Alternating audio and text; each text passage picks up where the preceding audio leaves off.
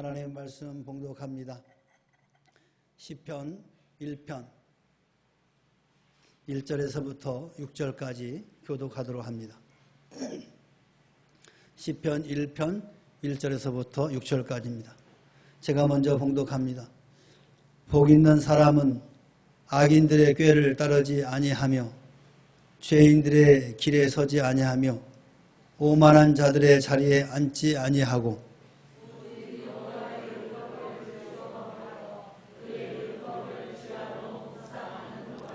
그는 시냇가에 심은 나무가 철을 따라 열매를 맺으며 그 잎사귀가 마르지 아니함 같으니 그가 하는 모든 일이 다 형통하리로다.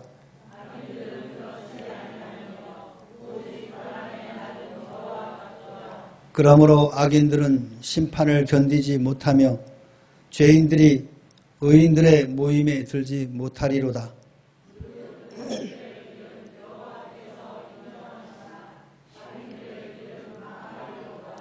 아멘. 우리 옆사람과 인사합시다. 축복합니다. 사랑합니다.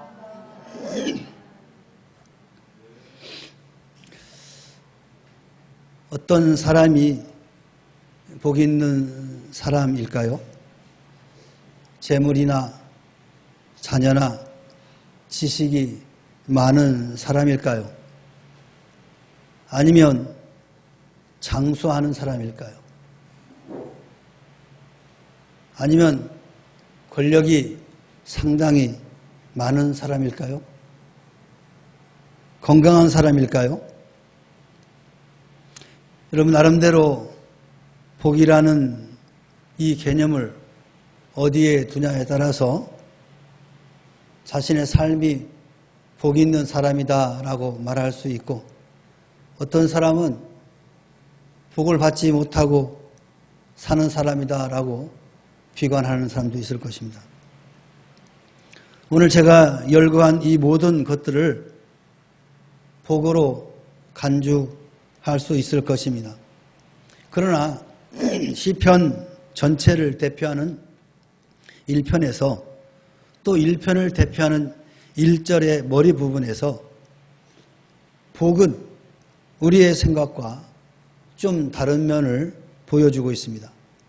보다 높은 차원이요, 보다 영원한 것이라는 겁니다. 그리고 보다 근원적인 복을 우리에게 제시하고 있습니다. 그러면 복 있는 사람은 어떤 사람입니까? 어떤 복을 누리는 사람이 참으로 복 받는 사람이며 어떤 복을 누려야 참으로 복을 누리는 사람일까요? 오늘 성경에서 의의 길로 나아가는 사람이다 라고 말하고 있습니다. 6절 말씀에 한 길은 축복받는 길이고 또 한 길은 망하는 길이다 라고 제시하고 있습니다. 곧 의인의 길과 악인의 길이 우리 앞에 있습니다. 그러면 어떻게 의로운 길, 곧 의인의 길로 나갈 수 있을까요? 우리 앞에는 언제나 갈림길이 있습니다. 의인의 길과 악인의 길로 갈라집니다. 오늘날은 타협의 시대라고 합니다. 그러나 우리는 반드시 선택을 하며 살아야 복을 받게 됩니다. 마태복음 6장 24절에 한 사람이 두 주인을 섬기지 못할 것이니 혹 이를 미워하고 저를 사랑하거나 혹 이를 중히 여기고 저를 경히 여김이라.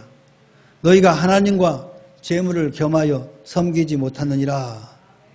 이렇게 말씀하시면서 우리는 두 주인을 섬길 수 없다라는 것을 예수님께서 말씀합니다. 또한 우리는 믿지 않는 자와 멍에를 같이 할 수 없음을 말씀하고 있어요. 빛과 어둠이 어찌 조화롭게 될 수 있겠습니까? 따라서 우리의 선택의 조건에서도 세 가지를 부정하고 거절하는 사람이 바로 의의 길로 가는 사람이라고 할 수 있을 것입니다. 첫째는 뭐냐? 악인의 꾀를 따르지 않는 사람이라고 그랬어요. 악인의 꾀를 따르지 않는 사람. 악인은 하나님을 떠나서 본능의 소욕대로 살아가는 사람을 말합니다. 특히 이 꾀라는 말은 영어로 카운셀링이라고 말합니다. 즉 상담 혹은 의논이라는 의미를 담고 있어요. 성도가 하나님을 떠나 사는 사람에게 인생의 모든 문제 중에 어느 것 하나라도 상담하거나 의논할 가치가 없다라는 것을 밝히고 있는 것입니다. 그들의 인생과 가치관, 내세관이 믿는 사람들과 전혀 다르기 때문에 그렇습니다. 그들의 생각에는 하나님이 없고 하나님의 말씀을 업신여깁니다. 그들에게는 천국도 없고 지옥도 없습니다. 그러므로 악인의 꾀를 따르게 되면 반드시 악인의 길에 서게 될 것이고 마침내 오만한 자리에 앉게 될 것입니다. 근본적으로 복이 있는 사람은 기도로서 하나님과 상담하는 사람입니다. 하나님께 피하는 자라서 사람의 꾀에서 벗어나는 사람이라고 할 수 있겠습니다. 시편 31편 19절 20절에 보니까 주를 두려워하는 자를 위하여 쌓아두신 은혜 곧 주께 피하는 자를 위하여 인생 앞에 베푸신 은혜가 어찌 그리 큰지요. 주께서 그들을 주의 은밀한 곳에 숨기사 사람의 꾀에서 벗어나게 하시고 비밀이 장막에 감추사 말 다툼에서 면하게 하시리로다. 한마디로 말씀드리면 불신자의 가치관을 부정하는 자가 복이 있는 사람이다 라고 말씀할 수 있겠습니다. 불신자의 꾀에 빠지면 사업에서 결국에 실패하게 됩니다. 불신자 친구의 꾀에 빠지면 공부하는 학생들은 학업에 실패하게 될 것입니다. 결혼 정년기에 있는 청년들은 불신 친구의 꾀에 빠져 실패할 수 있습니다. 사랑하는 성도 여러분, 불신자와 멍에를 같이 매지 마시기 바랍니다. 또한 의의 길로 가는 사람들은 죄인의 길에 서지 않는 사람입니다. 죄인이란 인생의 목표를 상실한 사람을 죄인이라고 말할 수 있습니다. 천부적인 사명과 소명의식이 없는 사람이라서 세상의 물결에 떠내려가면서 허랑방탕하게 사는 사람이 오늘 성경에서 말하는 죄인입니다. 육체의 쾌락을 행복으로 오산하고 이를 권력으로 추구를 하게 됩니다. 따라서 이 말씀은 내세적인 삶의 목표가 없음으로 인하여서 세상 것만 좋아하고 도취되어서 향락주의에 오염된 삶을 부정하라는 뜻입니다. 재물을 따라간 가룟 유다의 길은 제 곳으로 갔나이다 라고 사도행전 1장 25절에 밝히고 있습니다. 정욕과 이성의 노예간 삼손의 길은 돌이라 오지 못하는 길이었습니다. 가서는 결코 안 될 길로 가는 사람은 복이 없는 사람이라고 우리는 말할 수 있을 것입니다. 또한 오만한 자리에 앉지 않는 사람입니다. 오만한 자란 하나님의 존재와 창조와 섭리와 주권을 부정하는 자를 말합니다. 하나님의 말씀을 가볍게 여기는 자요. 하나님을 마음속으로 없인 여기는 사람들입니다. 곧 자기를 절대화시키는 삶을 부정하라는 뜻입니다. 독선과 아집과 교만을 쏟아 비우고 하나님과의 수직적인 관계를 정립해야 복을 받게 되는 것입니다. 하나님을 인정치 않는 영적 질환자요, 정신적 교만자와 성도는 운명을 같이 할 수 없는 것입니다. 결국 악인의 꾀를 따르게 되면 그와 함께 서게 되고 마침내 삶의 자리를 함께하여 그와 함께 앉게 되는 것입니다. 그러므로 하나님의 복을 받고자 하면 그 모든 사상에 하나님이 없다는 그런 사람들과 타협하거나 같이 해서는 안 될 것입니다. 의인의 길을 가는 성도는 악인의 꾀를 따르지 않습니다. 죄인의 길에도 서지 않습니다. 오만한 자리도 앉지 않습니다. 우리 명목교회 성도 여러분들은 이와 같은 지혜로운 삶을 사시기를 주의 이름으로 축원합니다. 그러면 복받는 길을 나아가는 사람들은 어떤 사람들이냐? 저주받은 사람은 저주받을 길로 갑니다. 우리 어렸을 때 보면 매 맞는 아이들은 왜 매 맞냐? 매 맞을 짓만 하기 때문에 맞는 겁니다. 왜 나만 때려? 맞을 짓을 했기 때문에 맞는 거예요. 어렸을 때는 참 많이 맞고 자랐어요. 지금은 아이들 때리면 큰일 납니다. 애들이 112로 신고합니다. 우리 아빠가 나를 학대했습니다. 그럼 경찰이 반드시 오게 돼 있습니다. 그래서 얘들도 못 때려요. 요새 때리면 큰일 납니다. 근데 우리 어렸을 때는 참 많이 맞고 자랐어요. 그래서 맨날 형들 또 형들하고 비교하면서 맞기도 하고 주로 형들이 많이 맞았죠. 이제 샘플로 맞는 거예요. 그러면 동생들은 쫄아가지고 가만히 눈치만 보고 있는 거죠. 그러니까 형들은 왜 나만 때리냐고 난리를 치죠. 근데 가만히 보면 맞을 짓을 했거든요. 그러니까 맞는 거예요. 그러니까 저주받는 사람들은 왜 나만 이렇게 안 되고 인생이 꼬이냐라고 말하는데 가만히 지켜보면 그런 길을 찾아가고 있는 거예요. 안 되는 길을 쫓아다니는 거예요. 근데 복 있는 사람은, 복 받을 사람은 복 받는 길로 나가는 거예요. 잘 되는 사람들을 보니까 잘 되는 길을 골라서 다녀. 오늘 성경에서는 복 받는 길로 나가는 사람들은 여호와의 율법의 통치를 받는 사람이다 그랬어요. 여호와의 율법은 하나님의 말씀이요 교훈을 뜻합니다. 하나님의 말씀인 성경만이 인생의 생활, 사고, 양심, 이성의 규범이 되는 겁니다. 절대 규범이에요. 또 최고의 규범이고 변하지 않는 규범입니다. 복 있는 사람은 멸망으로 인도하는 넓은 길이 아니라 생명으로 인도하는 좁은 길을 선택한 사람들입니다. 하나님의 말씀 곧 여호와의 율법의 통치를 받는 사람입니다. 이 세상에는 하나님의 말씀을 가볍게 여기고 여호와의 율법을 거스르는 사람들이 참 많이 있습니다. 그 사람들이 볼 때는 우리가 참 어리석게 보일 수 있을 겁니다.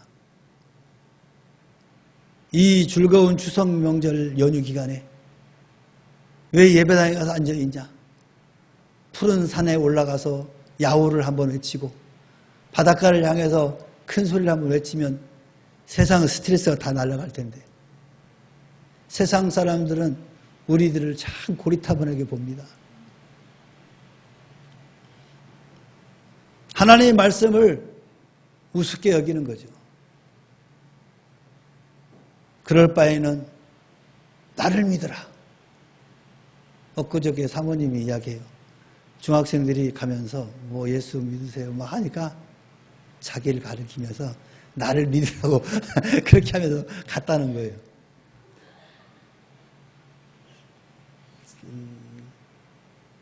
여러분 중학생들도 뭐 두말할 것도 없죠. 세상에 빠져 있는 아이들이기 때문에 복음의 귀중성을 몰라요. 그러니까 예수 믿으라니까 나를 믿으라고 자기를 가르치더라는 거예요. 과거에는 그런 일이 있었죠. 예수 믿으라면 주먹을 딱 내밀면서 내 주먹을 믿어라. 그런 때가 있었죠.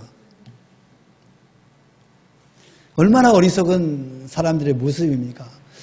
이 생명 대신 예수를 모르니까 그 한 치 앞도 내다보지 못하고 여러분 그 주먹에 무슨 힘이 있습니까? 그 사람 살아있나 한번 물어보세요.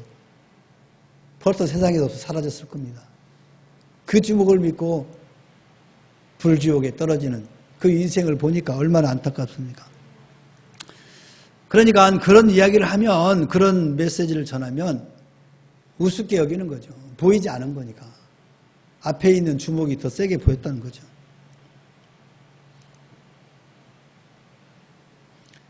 이런 사람들은 6절에 언급했듯이 스스로 망하는 길로 가는 것입니다. 왜냐하면 요한복음 1장 14절에 말씀이 육신이 되어 우리 가운데 거하심에 우리가 그의 영광을 보니 아버지 독생자의 영광이 은혜와 진리가 충만하더라 라고 말씀합니다. 말씀이 끊어진 곳에는 은혜와 진리도 끊어지기 때문에 그렇습니다. 뿐만 아니라 복 있는 사람은 여호와의 율법을 즐거워하는 사람입니다. 시편 19편 10절에도 여호와의 율법은 금 곧 많은 정금보다 더 사모할 것이며 꿀과 송이꿀보다 더 달도다. 자, 여러분들에게 묻겠습니다. 이 앞에 성경 한 권 있고 금 한 돈 있어. 어떤 거 가질까요? 성경이야, 금이야?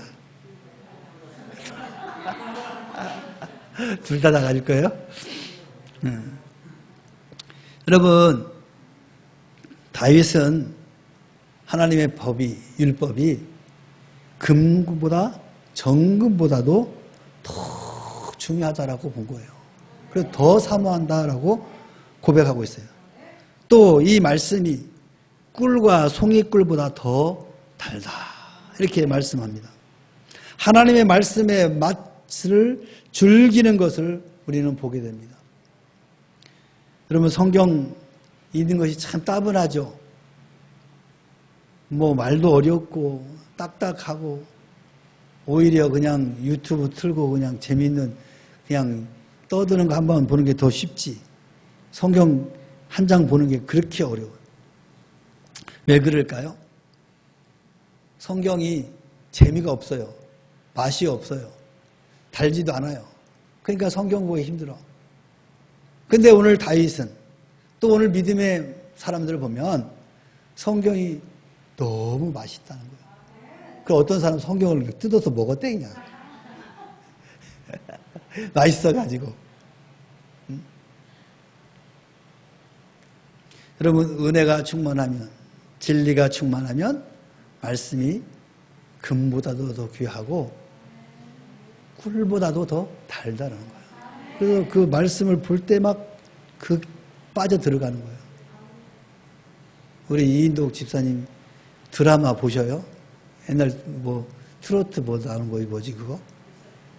TV 조선 했던 거. 근데 그거 끝났으니까 이제 못 봐. 막 그거 보면은 막 1시간이 막 금방 가죠. 후딱 가버리지. 막 거기에 빠져들어가지고 막 때로는 막 눈물도 흘리고 막 웃기도 하고. 막 꿀송이처럼 달아. 성경이 그렇게 돼야 돼요. 성경 읽을 때 1시간이 막 금방 가는 거예요. 언제 2시간 가버렸어. 성경 읽다 보니까 막 그 성경 말씀 속에서 막 마음을 감동시키고 막 때로는 눈물도 흘리고 또 기쁨도 막 샘솟고. 성경도 그렇게 됩니다, 여러분.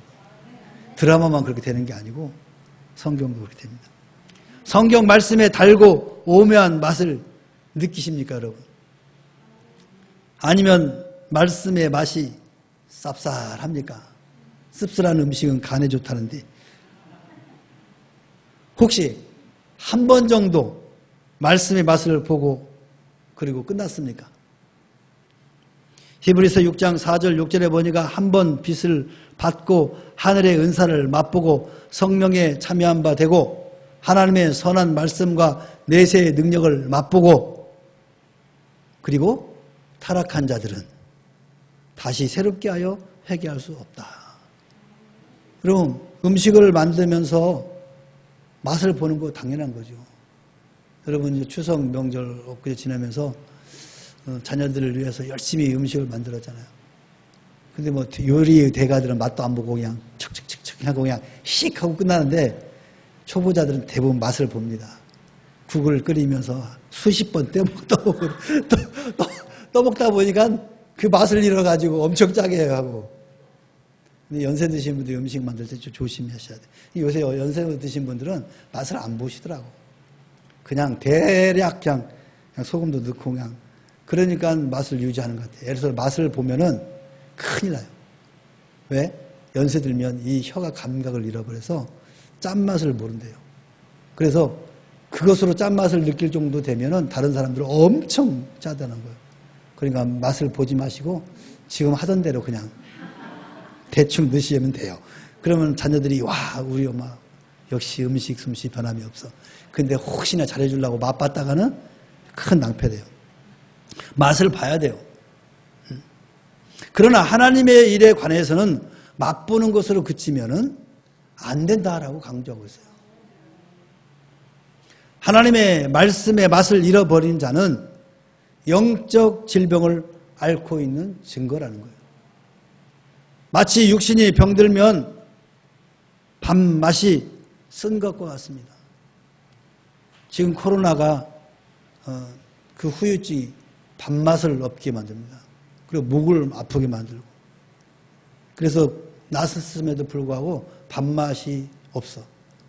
그래서 어떤 분들은 한 달이 지나고 뭐 2달이 지나도 이 혀의 맛을 회복되지 못하는 분들이 많이 있습니다. 그럼 병든 거예요. 하나님의 말씀의 맛을 즐기지 못하고 오래 가면 영적으로 힘을 잃게 됩니다. 그리고 점점 연약해지는 것입니다. 영의 양식인 말씀을 즐기는 사람이 바로 복 있는 사람이다. 우리 옛말에 오복 중에 하나가 뭡니까? 이거잖아. 왜 그래요? 연세 드셔서 음식을 못 드시면 병이 드는 거예요. 근데 건강하신 분들 보면은 이가 단단해가지고 모든 음식을 오래오래 씹어 드셔요. 그리고 건강한 거예요. 우리 육신도 양식을 먹지 않으면 금방 병들어 죽는 거예요, 여러분. 하물며 우리의 영의 양식을 먹지 않는다면 우리 영이 살아있겠습니까, 여러분? 이 영의 양식을 즐기시기 바랍니다. 꼭꼭 씹어서 맛있게 드시기 바랍니다. 그러면 여러분 영혼이 살아날 것입니다.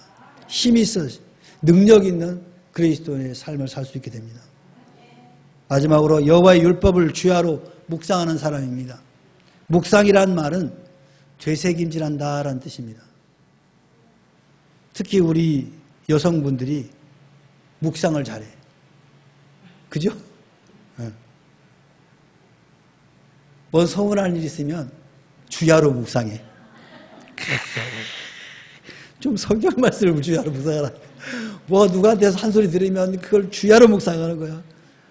왜 집사님이 나에게 그런 말을 했을까? 묵상. 근데 본 의도와 관계없는 상상이 막 점점 되는 거예요. 우리 인간 또 상상력이 또 풍부하잖아요. 특히 여성들은. 그래가지고 전혀 본질과 다른 막 그 상상을 하고 묵상을 해가지고 나중에는 배가 산에가 있는 거야. 여러분 말씀을 묵상하시라고요. 되새김질하고 하나님 은혜에 감사하면서 계속 말씀을 묵상하라고. 하나님의 말씀을 듣고 그 말씀을 되새김질 하듯이 다시 생각하고 또 따져보고 일을 할 때마다 하나님의 축복을 그렇게 묵상하게 되면 복을 받게 되는 겁니다.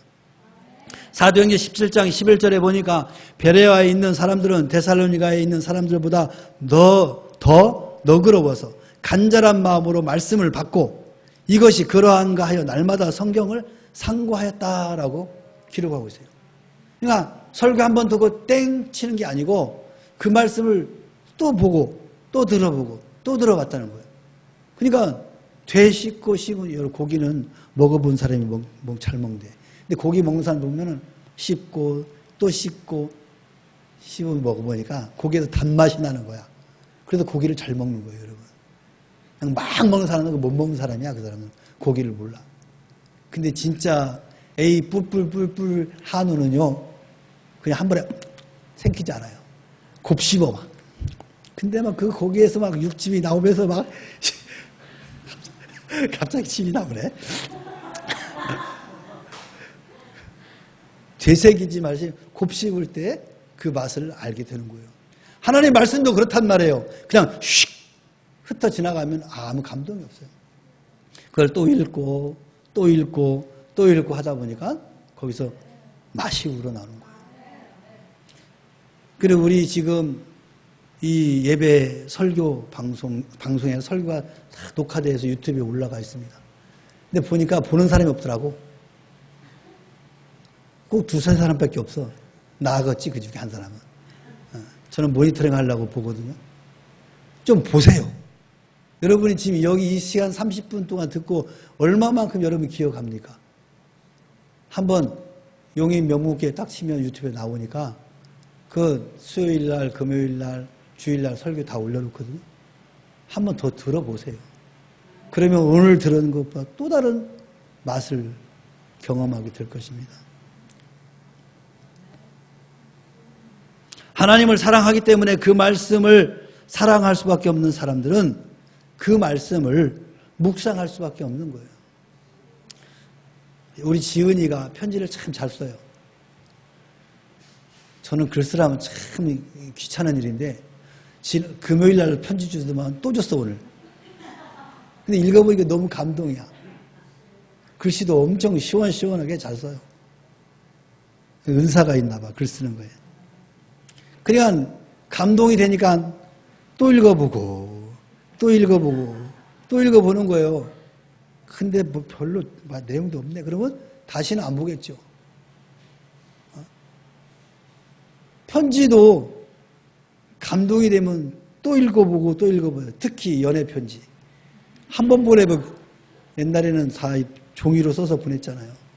그러면 한 번만 읽고 버리는 거 아니야. 고이 접어놨다가 생각날 때마다 또 읽어보고 또 읽어보고. 왜요?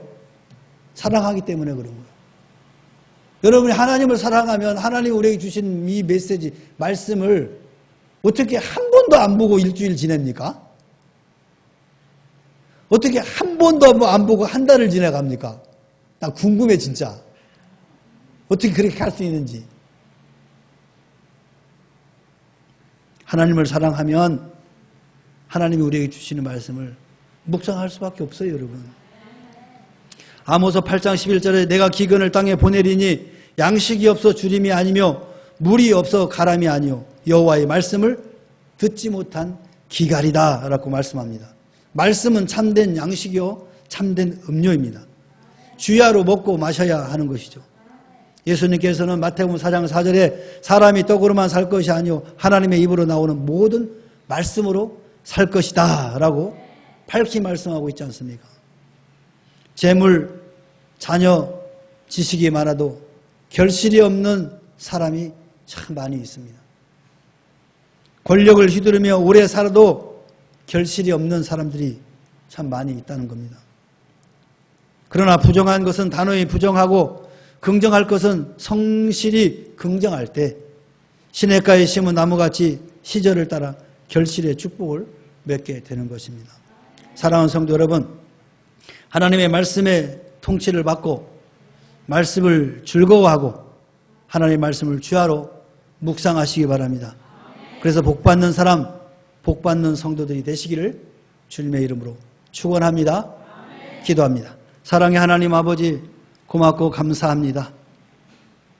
오늘 시편의 대표적인 말씀인 1편을 통해서 복 있는 사람의 삶의 모습이 어떠한 것인가를 우리에게 다시금 이렇게 말씀해 주셨습니다. 오늘 말씀을 잘 묵상하고 하나님이 말씀의 통찰에 살며 그 말씀을 즐거워하고 그 말씀을 주야로 묵상함으로 이 땅에 사는 동안에도 복받는 성도들이 되기를 간절히 소망합니다. 하나님께서 주시는 이 놀라운 복을 받아 누려 많은 사람들에게 나누고 베풀 수 있는 성숙한 그리스도인들이 되게 하옵소서. 감사함 예수님의 이름으로 기도하옵나이다. 아멘. 이제는 우리 구주 예수 그리스도의 은혜와 하나님 아버지의 무한하신 사랑과 성령님의 내주 임재 교통하심이 오늘 복 있는 사람이 어떻게 살아야 하는 것인가를 말씀해 주셨는데 그 말씀대로 살기로 결단하고 작정하고 돌아가는 사랑하는 주의 자녀들 심령예와 저들의 직장과 사업과 가정과 그리고 이 나라와 이 민족과 교회 위에 지금으로부터 영원토록 함께 있을지어다. 아멘.